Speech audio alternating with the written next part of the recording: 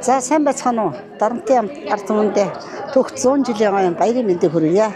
За миний бие багшийн сургууль төгсч хөдөө булган суманд ажлын гараагаа эхлэхдээ л үйлдвэрчид хэрэглэгч байсан. Насаараа үйлдвэрчид хэрэглэж явсараад сүүлийн 11 жил аймгийн үйлдвэрчийн холбооны дараагаар ажлыг гардан хийсэн. Тэгээ ер нь үйлдвэрчний ажил гэдэг нь хүний төлөөх ажил. Сэтгэл зүрх хоёр нэг байсан цагт энэ ажил гүйцэтгэх.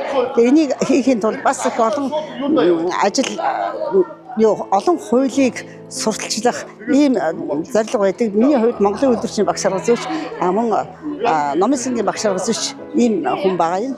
Тэгээд энэ утгаараа би их хуулийн сургалтуудыг олон аргаар хийж явсан.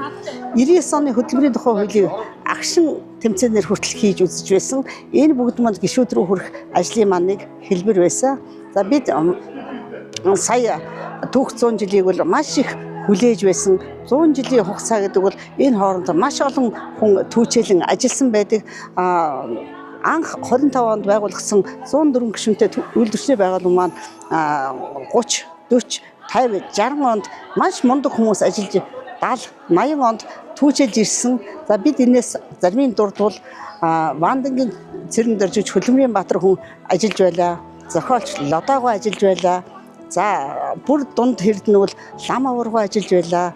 За энэ бүгд хүмүүс бол дандаа үйлдвэрчнийхаа гишүүдийн эрх ашигыг хамгаалахад маш олон зүйлийг санаачсан хийж бидэнд төвчилж ирсэн. За сүүлийн үеийн одоо 90-ад оны зах зээлийн үед бол даваа жаргал дарга маш олон жил ажилласан.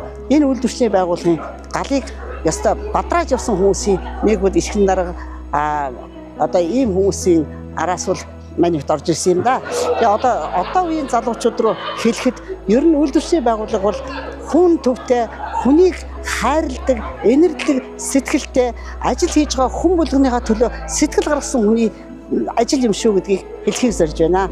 Та бүхэндээ ажлын амжилт, сайн сайхан бүхнийг хүсэн өрөө. 100 жилийн баярын мэндийг дахин хүргье.